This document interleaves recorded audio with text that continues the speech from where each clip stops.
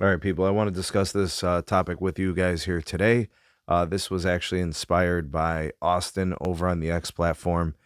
He tweeted something out, or I should say, he posted something out, and he tagged me on it. And I wanted to respond to it. I really do appreciate the engagement on the platform. So, shout out to Austin, and here goes. All right, I want to explain myself.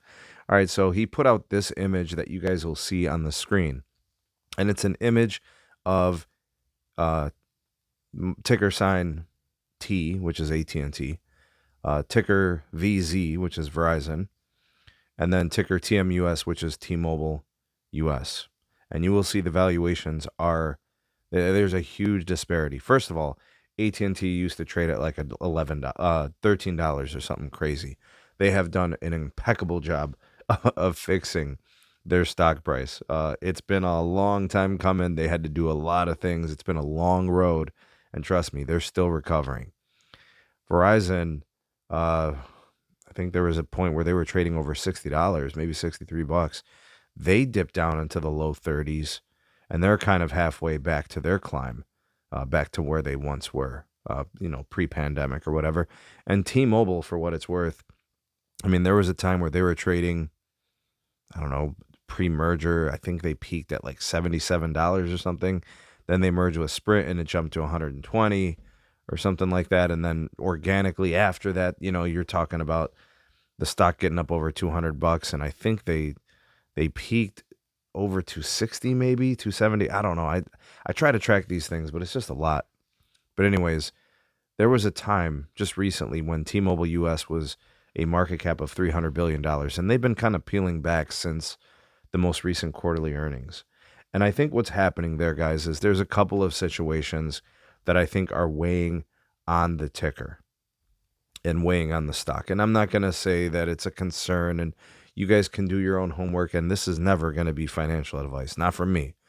But I wanted to make something clear about why I believe that the stock, TMUS, has grown out of favor a little bit. So the first thing I want to mention is the storytelling at T-Mobile just is not what it used to be.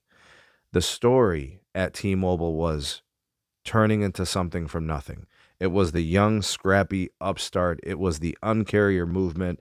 It was grow at all costs. It was beat up on Verizon and AT&T. They suck. We're better.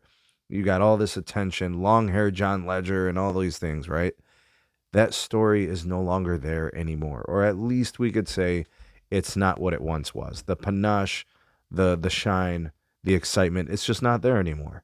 And that's just the natural progression of the company. A much more mature company that doesn't have that same cachet as the disruptor any longer, right? So we could start there. Another thing I think that's important is we're starting to see a little bit of the growth disruption, right? They're not growing as fast as they used to. So the home internet price drops.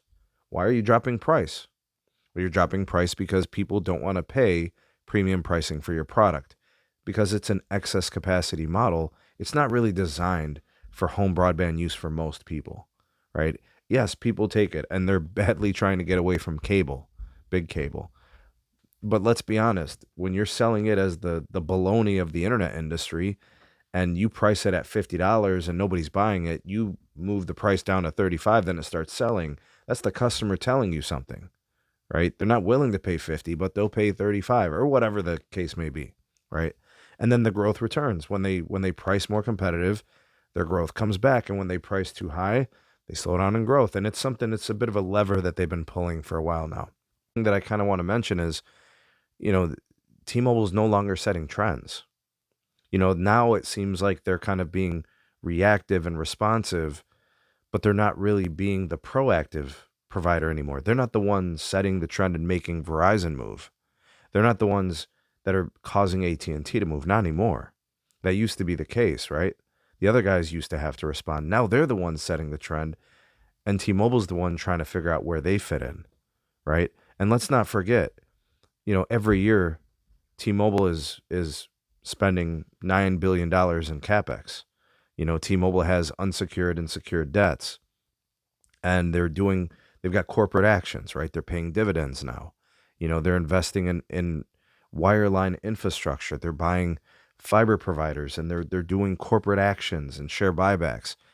that this all involves free cash flows going out, and it all involves, obviously they're going to have to get more spectrum. They've been buying more spectrum, and all these things have expense, so it's just not what it was.